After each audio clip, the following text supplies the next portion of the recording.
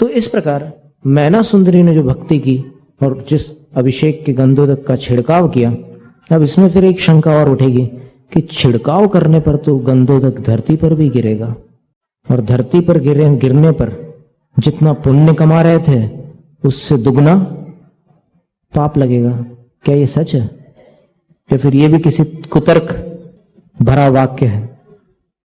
क्या है सच्चाई? क्या मैना सुंदरी ने जब गंधोदक छिड़का होगा तो ऐसा संभव है कि सारे ड्रॉप्स ऐसे करके मतलब उड़ते हुए ऐसे स्लो मोशन में अगर देखा जाए टेलीविजन तो सारे ड्रॉप उड़ते हुए सीधे उनके जहां जहां कोड है वहीं जाकर के लगे हों? ऐसा हो सकता है क्या?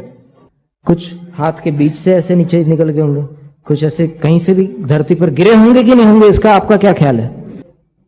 तो अगर धरती पर गंधोदक की एक भी बूंद गिर जाए तो पुण्य है कि पाप है? बताओ। अब चिंता में पड़ गए आप लोग, क्या है? और आदि पुराण में इसमें ही जो वर्णन आता है कि देवताओं ने एक दूसरे के ऊपर गंधोदक से छिड़काव किया, होली खेली, इसमें ये शब्द दिया है कि देवताओं ने एक दूसरे से परस्पर फाग की। फाग मतलब फागुन महीने में जो होली होती है ना, वो। अब उस समय गंधोदक कहां कहां गया होगा? कुछ लोग बोलते हैं ना कि यहीं पर लगाना चाहिए माथे पर।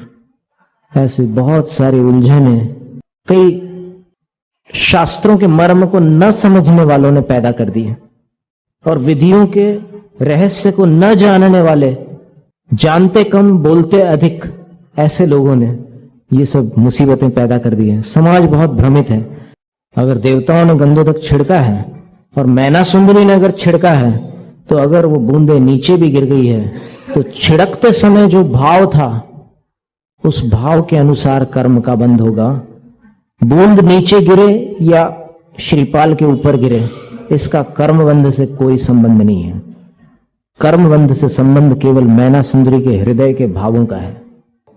उसके भाव कितने निर्मल थे मैना सुंदरी के। एक पहली बात तो वो सती थी।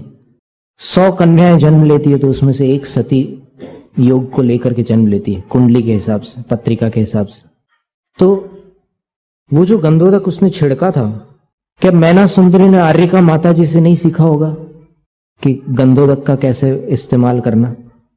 और अगर एक भी बूंद नीचे गिर जाए तो फिर भयंकर पाप होगा और पाप का फल तो दुर्गति होता ही है। तो स्पष्ट सब आप लोगों को बताने की जरूरत ही नहीं है।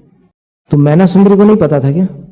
सब मालूम था, लेकिन विनय और अविनय अपने भावों से संबंध रखती है। शिखर जी के पहाड़ पर पैरों से चढ़ने वाला उस पवित्र धरती को पैर से छूता जरूर है, लेकिन उसके हृदय में वहां के कण कण के प्रति भक्ति भाव रहता है, इसलिए पैरों से उस धरती को छूते हुए भी वो पुण्य कमाता है। और एक वो व्यक्ति है जो शिखर जी जाता भी नहीं और कोई ऐसा वाक्य बोल जाता है जो मात्र पाप बंध का कारण है।